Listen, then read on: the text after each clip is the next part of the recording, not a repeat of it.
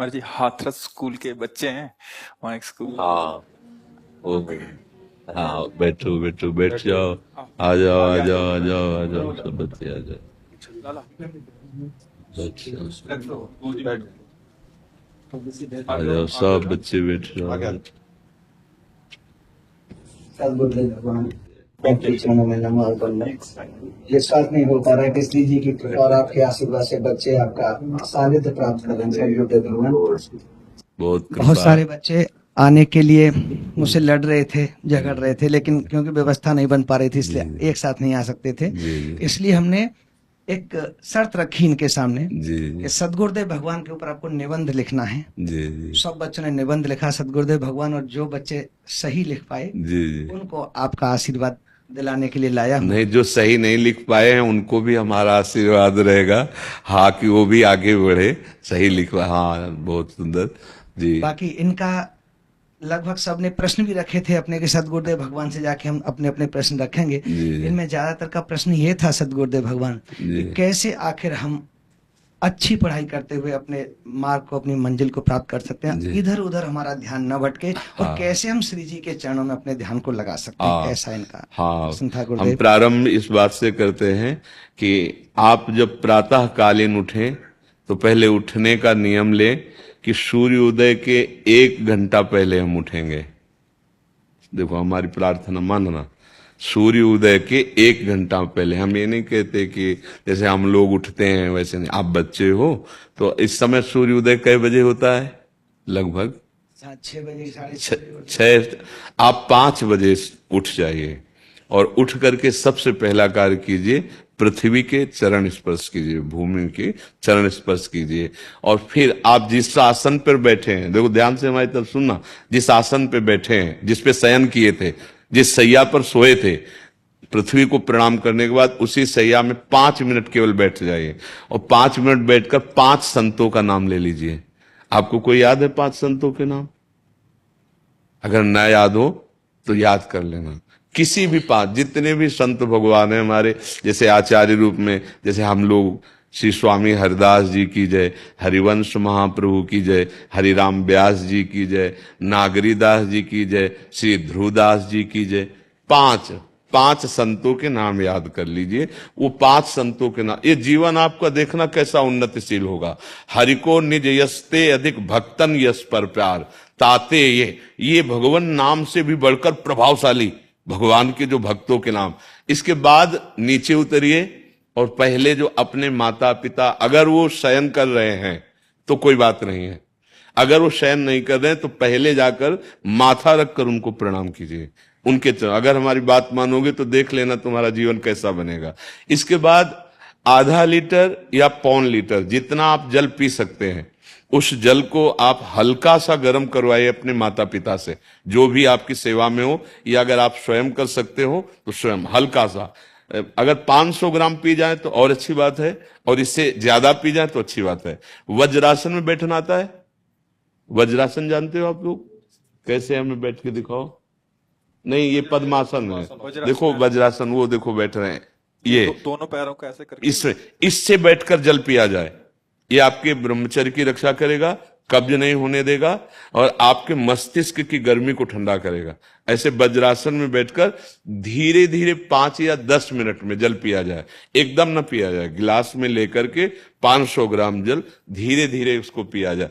फिर इसके बाद आपको 100-200 कदम टहलना है। फिर इसके बाद आप शौच जाइए। शौच, अगर आपका पेट साफ हो जाता है, अगर नहीं साफ होता है, कोई ऐसी परेशानी लगती है, तो 1 चम्मच ईसबगोल की भूसी और छोटी हर का आधा चम्मच अगर रात्रि में दूध से या पानी से ले ले तो वो बार बार शौच नहीं लगाएगा, पर आपकी आंतें साफ हो जाएंगी। शौच जाने के बाद स्नान करें और फिर तुरंत, अगर आपको व्यायाम आता है तो करे, नहीं तो सीधा सरल बात होती है, 20 बार बैठ जाए बैठक, और 10 बार लेटने वाली दंड।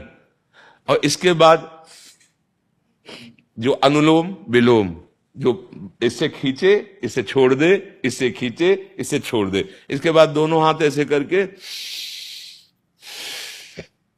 7 बार ऐसे करे, सीधा खींचे और सीधा छोड़ दे। इतना ही तुम्हारे लिए प्राणायाम की आवश्यकता है।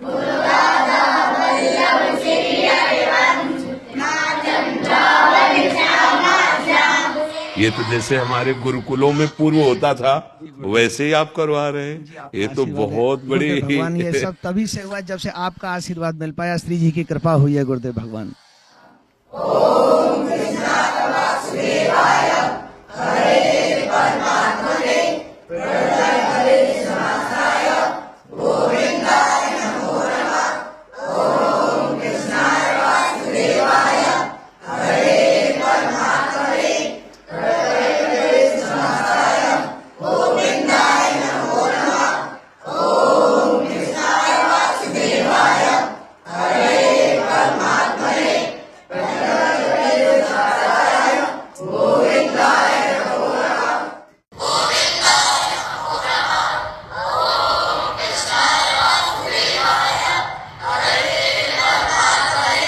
ये तो बहुत अमृत में, बहुत अमृत में, बहुत अमृत।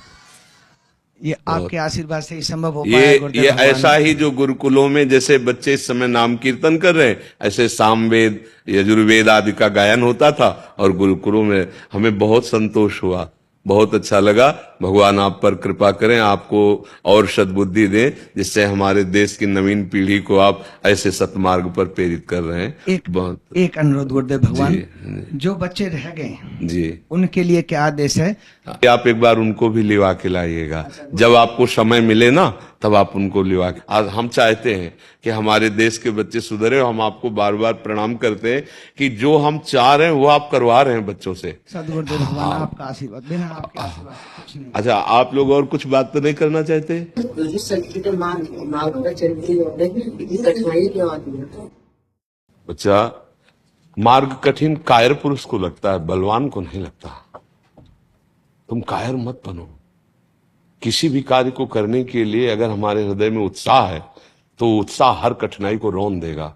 और अगर हम ऐसे सोचेंगे कि किसी भी कार्य में कठिनाई इतनी क्यों आती है, तो आप हमको ऐसा कोई कार्य बताओ जिसमें कठिनाई ना आती हो। कोई ऐसा कार्य है जिसमें कठिनाई ना आती हो? आप गलत मार्ग में जाओगे तो कठिनाई नहीं है क्या? सोचो, अगर चोरी की तो चोरी करना कितना उसके लिए दुखदायी होगा। वो पकड़ा जाएगा, बेइज्जती होगी, अपमान होगा, लेकिन वो ठान लेता है तो करता है ना। तो जो असत मार्ग में जाते हैं तो क्या उनको कठिनाई नहीं पड़ती क्या? तो सत मार्ग में चलने के लिए, धर्म मार्ग में चलने के लिए अगर कठिनता मिल रही है तो हमको बलवान बनाने के लिए रखा जाता है। देखो, स्कूल में फर्स्ट कौन आता है? जो बहुत पढ़ाई करता है।